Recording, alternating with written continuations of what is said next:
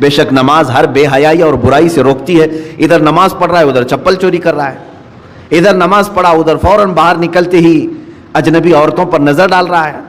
تو کہاں اس کی نماز نے تو بے حیائی سے اسے روکا ہی نہیں. قرآن کہہ رہا ہے نماز بے حیائی سے بچاتی ہے، برائی سے بچاتی ہے.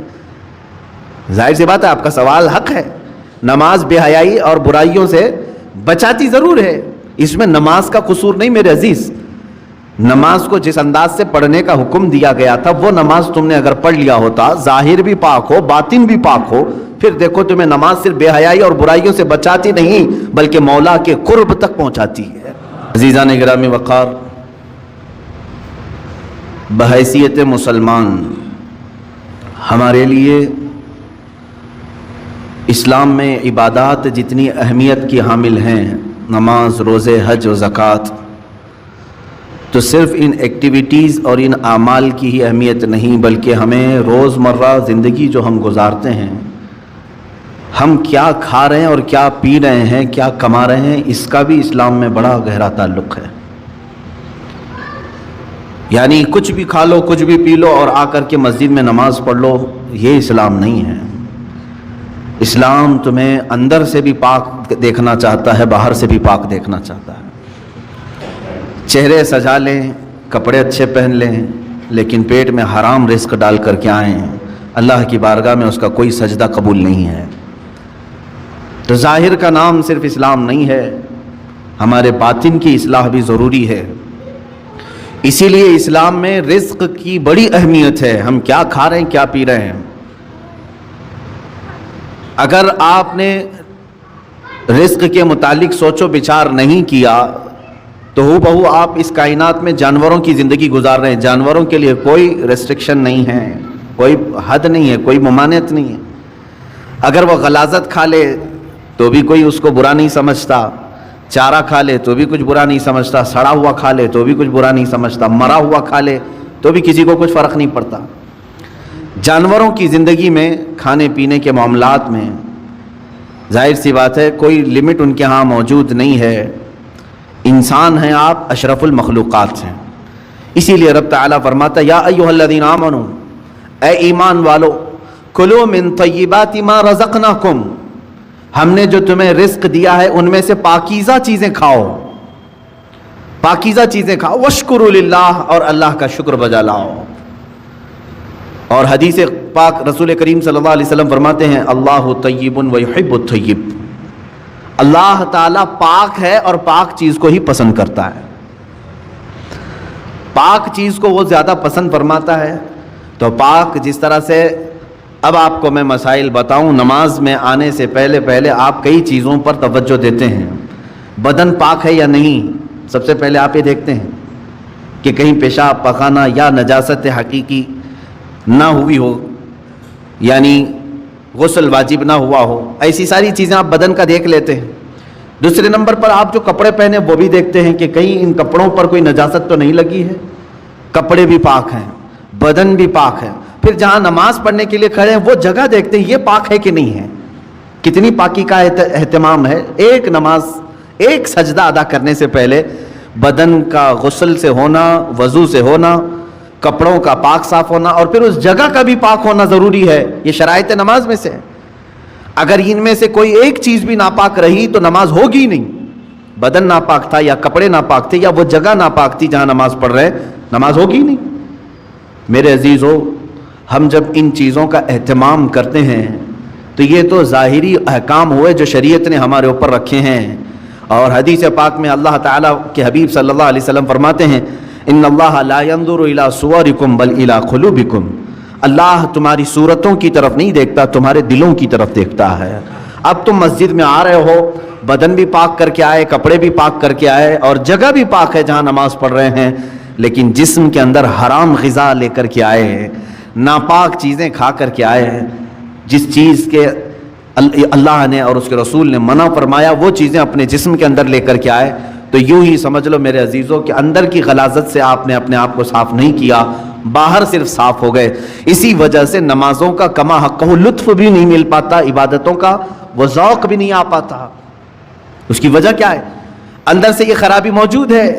اوپر سے جتنی لیپا پوتی کر لیں ہیں، اس کی مثال یوں ہی ہے، آپ نے اپنے جیب میں سڑے ہوئے گوشت کے ٹکڑے رکھے ہیں، مردہ رکھا ہوا ہے، ظاہر سی بات ہے ایک مردہ اور یہ سڑے ہوئے گوشت کی بدبو کتنی ہوتی ہے، یا غلاظت اپنی جیب میں رکھے ہوئے ہیں، اوپر سے عطر پر عطر لگا رہے ہیں، عطر پر عطر لگا رہے ہیں، جتنا بھی عطر لگاؤ وہ اندر کی غلاظت کی بدبو آ ہی جاتی ہے، اور کبھی ایسا ہوتا ہے کہ اس عطر کا بھی فائدہ نہیں ہوتا، وہ مکس ہو کر کے کوئی اور ہی بو بن جاتی ہے، کوئی اور ہی مہک آنے لگ جاتی ہے۔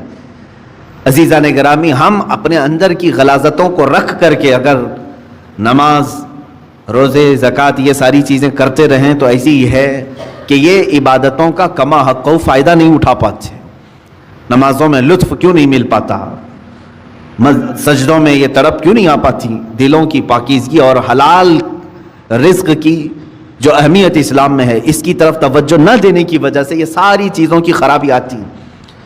کسی نے کہا تھا آپ تو کہتے ہیں قرآن میں ہے، اللہ نے فرمایا ان الصلاۃ تنہی عن الفحشاء والمنکر، بے شک نماز ہر بے حیائی اور برائی سے روکتی ہے۔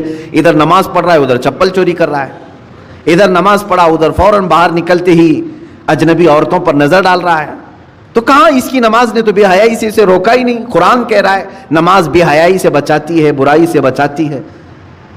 ظاہر سی بات ہے آپ کا سوال حق ہے، نماز بے حیائی اور برائیوں سے بچاتی ضرور ہے، اس میں نماز کا قصور نہیں میرے عزیز۔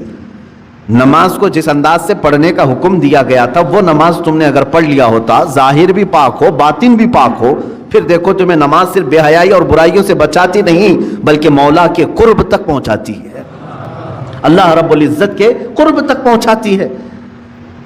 صاف سی بات ہے میرے عزیزو، اللہ کے حبیب صلی اللہ تعالیٰ علیہ وسلم کی ایک حدیث پاک میں ذکر کرتا ہوں آج۔ حضور اکرم صلی اللہ تعالیٰ علیہ وسلم ارشاد فرماتے ہیں، اے میرے صحابہ، ان قریب تم دیکھو گے میری امت پر ایک ایسا زمانہ آئے گا کہ لوگ حلال و حرام کی تمیز بھول جائیں گے، جو ہاتھ میں آیا وہ کھا لیں گے، اور یہ وہ زمانہ ہوگا کہ صبح مومن ہوں گے شام میں کافر ہو جائیں گے، رات کو مومن سوئیں گے صبح کافر اٹھیں گے، یصبح مؤمنا ویمسی کافرا۔ یہ وہ زمانہ آ گیا ہے میرے عزیزو، امت کا اکثر حصہ آج حلال و حرام کی تمیز بھول چکا ہے۔ ایک بات میں آپ کو بتاؤں، اللہ تعالیٰ نے قرآن پاک میں جو ہمارے لیے احکام بیان کیے کہ کون سی چیز تمہارے لیے سوٹیبل ہے، مجھے یہ بتاؤ کہ وہ ہمارا خالق ہے یا نہیں؟ اسی نے پیدا کیا ہے ہمیں، اور وہی بہتر جانتا ہے کہ ہمارے جسم کے لیے کون سی غذا سوٹیبل ہے۔ جس نے بنایا وہی بہتر جانتا ہے نا۔ جب اس نے قرآن پاک میں ہمارے لیے فرما دیا کہ تمہارے لیے حلال سوٹیبل ہے، صرف پاکیزہ غذائیں، اور اس نے تو تمہارے لیے اتنا اہتمام فرمایا، تفسیر میں نے پڑھا اللہ رب العزت نے اس اشرف المخلوقات کو اتنی عزت دی ہے کہ زندگی میں اگر سب سے زیادہ ضرورت کسی چیز کی ہوتی ہے تو کھانے پینے کی ہوتی ہے۔ بغیر کھائے پیے کون زندہ رہتا ہے؟ آپ بغیر کپڑوں کے رہ لیں گے، بغیر مکان کے رہ لیں گے، بغیر پیسوں کے رہ لیں گے، لیکن بغیر کھانے پینے کے بہت کم دن تک آپ رہیں گے۔ یہ سب سے زیادہ ضروری چیز ہے آپ کے لیے، کھانا پینا، ہوا پانی۔ لیکن پورے جانوروں کو دیکھو، ان کا رزق ان کے سامنے پڑا رہتا ہے، سر جھکا کر کھاتے ہیں کہ نہیں کھاتے؟ بکری اپنا چارہ زمین پر چاٹ کر کے کھاتی ہے، بیل، بھینس، کتا، بلی، جس کو بھی آپ کھانا ڈالیں، پانی ڈالیں، دودھ ڈالیں، جو کچھ بھی ان کی غذائیں ڈالیں، وہ اپنا سر زمین پر رکھ کر کے اپنی زبان کو کھانے سے لگا کر کے کھاتی ہیں، سر نیچے کر کے کھاتی ہیں۔ اشرف المخلوقات کو اللہ تعالیٰ نے یہ عزت بخشی ہے کہ تمہارا سر رزق کے سامنے بھی جھکنے نہ پائے، یہ صرف اللہ نے اپنے لیے بنایا ہے، وہاں پر بھی جھکنے نہ پائے۔ تم ہاتھوں سے اٹھاؤ اور اپنے منہ تک لے جاؤ۔ کچھ جانور ہو سکتا ہے اس طرح کے کھانے میں ہوں، لیکن تفسیر میں فرمایا گیا اشرف المخلوقات کی یہ عزت ہے کہ اللہ نے تمہارے سر کو رزق کے سامنے بھی جھکنے نہیں دیا۔ میرے عزیزو، جس کو اللہ تعالیٰ نے اتنا پاکیزہ بنایا ہے کہ اس صورت کو اللہ قرآن میں فرماتا ہے کہ ہم نے سب سے بہترین صورت اگر اپنی مخلوق میں کسی کو دی ہے تو وہ انسانوں کو دی ہے، انسانوں کو سب سے بہترین صورت دی ہے۔ اس کی لاکھوں کی مخلوق ہیں، جانور ہوں، پرند ہوں، جنات ہوں، ملائکہ ہوں، سب مخلوقات ہیں۔ ان مخلوقات میں سب سے اچھی صورت کس کو ملی ہے؟ انسان کو ملی۔ اگر انسان کو سب سے اچھی صورت نہ ملی ہوتی تو کبھی انسانوں میں اللہ اپنے محبوب کو نہیں پیدا کرتا۔ وہ اور اچھی صورت والوں میں پیدا کرتا. محبوب صلی اللہ علیہ وسلم کا انسانوں میں پیدا ہونا اس بات کی علامت ہے کہ اللہ نے اس انسان کو سب سے اشرف صورت عطا کی ہے. اور یہ بھی روایت میں ملتا ہے کہ قیامت کے دن اگر یہ انسان غلطی کیے، کفر کریں، شرک کریں، برائیاں کریں، جہنم میں ان کو ڈالنا ہوا بھی، جہنم میں ڈالنا ہوا بھی، تو اس شکل سے کوئی جہنم میں نہیں جائے گا. جہنمی کی صورت بدل دی جائے گی، جہنم میں جانے والے کی صورت بدل جائے گی.